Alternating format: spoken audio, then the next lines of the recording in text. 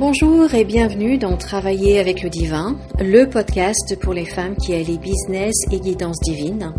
Je suis Valérie Chanudet, canal, accompagnante spirituelle et formatrice. Ici, je vous partage des clés, des élans, des canalisations, des prises de conscience pour œuvrer avec l'âme, vous connecter à la source et incarner pleinement votre mission. Merci d'être ici. Installez-vous, ouvrez votre cœur et laissez la vibration faire son œuvre.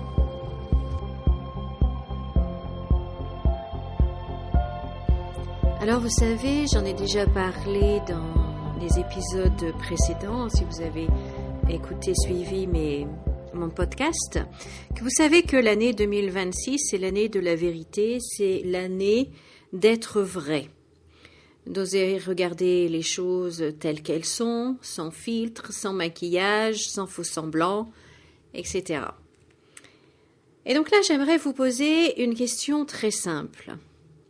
Est-ce que vous trouvez, vous aussi, que cet hiver est particulièrement difficile à vivre émotionnellement ?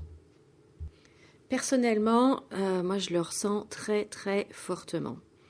Alors c'est vrai que je suis plutôt sensible à la dépression hivernale, le manque de soleil dans ma région avec le lac, il y a toujours ce plafond bas, on est toujours dans la grisaille, dans l'humidité, etc. Donc je sais tous les hivers sont comme ça, mais cette année, je trouve que c'est différent, je trouve que c'est beaucoup plus lourd, que c'est pesant et que c'est vraiment chargé émotionnellement. Et c'est pas juste une fatigue physique due justement au manque de soleil, de chaleur, etc. Il y a en plus, je trouve, une lassitude intérieure assez pénible à vivre, difficile à vivre et difficile également à expliquer.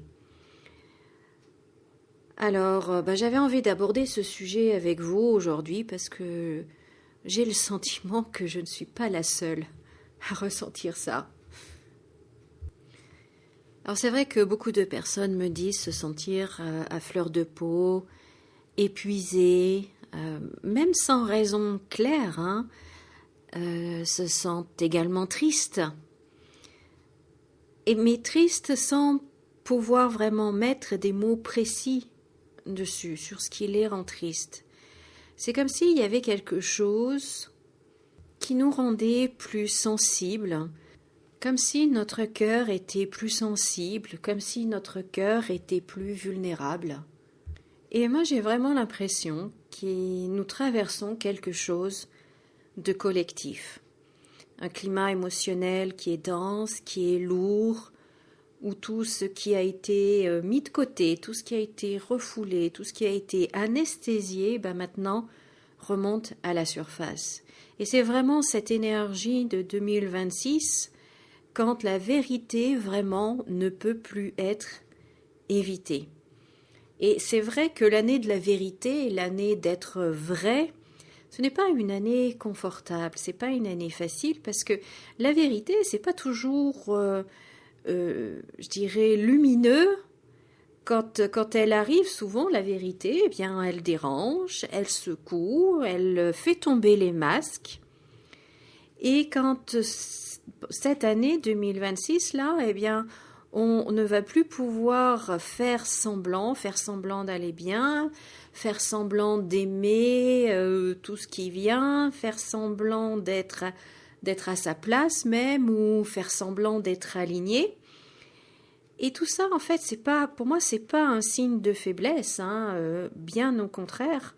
Pour moi, c'est un signal qu'il y a quelque chose en nous qui dit que ça, je veux plus continuer comme ça.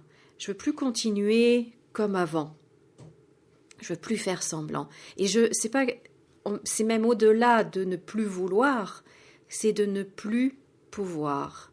Et je pense que là, on ressent cette saturation, en fait, de tous les faux semblants, de tous ces masques que l'on a portés, et on n'en veut plus de tout ça.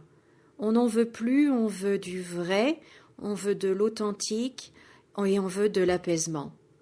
En tout cas, voilà ce que moi je ressens. Dites-moi, comment vous le ressentez. Alors maintenant, j'ai envie de partager avec vous 3 points, 3 choses que moi je fais pour m'aider justement à accompagner ce changement, pour m'aider à, comme on dit, à suivre le courant plutôt que d'essayer de ramer à contre-courant, de me laisser porter par le courant. Et en fait, c'est justement ça. Le premier point, c'est vraiment d'accepter ce que l'on vit et de le vivre pleinement. C'est-à-dire que lorsqu'on est triste, eh bien d'accepter d'être triste, d'accepter d'être triste, voire même de pleurer, et surtout de ne pas mettre le masque de tout va bien. Ce fameux masque de tout va bien que nous les femmes nous portons très souvent, et puis on a été éduquées souvent comme ça, n'est-ce pas, d'être la gentille fille, de non, on sait gérer, tout va bien. Alors que souvent on a plutôt envie de hurler ou d'engueuler quelqu'un, mais non, mais ce masque de tout va bien, ben là justement de ne pas le mettre et d'accepter de ne pas le mettre. Donc si on est triste, eh bien on est triste. Si on est fatigué, eh bien on est fatigué. Mais on ne joue plus à la femme parfaite, à la gentille fille, à tout ça. Non, ça c'est fini. Donc de ne pas lutter contre, de ne pas ramer à contre-courant, mais plutôt de se laisser porter par ce flux-là et d'accepter ce que l'on vit et ce que l'on ressent. Sachant que, comme tout, ça va passer. Tout finit par passer de toute façon. Mais voilà, de ne plus porter ce masque de tout va bien. Le deuxième point, c'est de s'entourer du beau, de s'entourer de beauté. Alors là, c'est vraiment très personnel. Qu'est-ce qui est beau pour vous? Parce que le beau, la beauté, a vraiment une énergie plus élevée, a vraiment une autre vibration. Et d'être dans cette énergie de beau, cette énergie de la beauté, eh bien, aide notre propre énergie à s'élever. Donc là, c'est vraiment très personnel. Ça peut être d'écouter de la grande musique, de la musique classique ou d'écouter un opéra. La musique, c'est très, très important, hein. C'est de la vibration, la musique. Donc, ça joue vraiment sur nous. Ça peut être également de lire des grands classiques, de danser, par exemple. Le mouvement également est très important. Mais de s'entourer, en tout cas, de cette nouvelle vibration de beauté. Et mon amie Cathy, elle me disait l'autre jour qu'en ce moment, il y a vraiment le culte de la laideur. Et je suis tout à fait d'accord avec elle. Mais cette laideur, en fait, elle nous tire vers le bas, elle est pesante. Et ça contribue, en fait, à ce que l'on ressent. Toute cette laideur autour de nous tire vers le bas, nous pèse, nous plombe notre propre énergie. Donc, voyez l'importance d'être dans le beau, d'être dans la beauté, de créer cette petite bulle de beauté dans laquelle on va se mettre. Donc ça, c'était le deuxième point. Et le troisième point, eh bien, c'est de faire une activité qui nous fait du bien, une activité qui va nous permettre de calmer notre mental.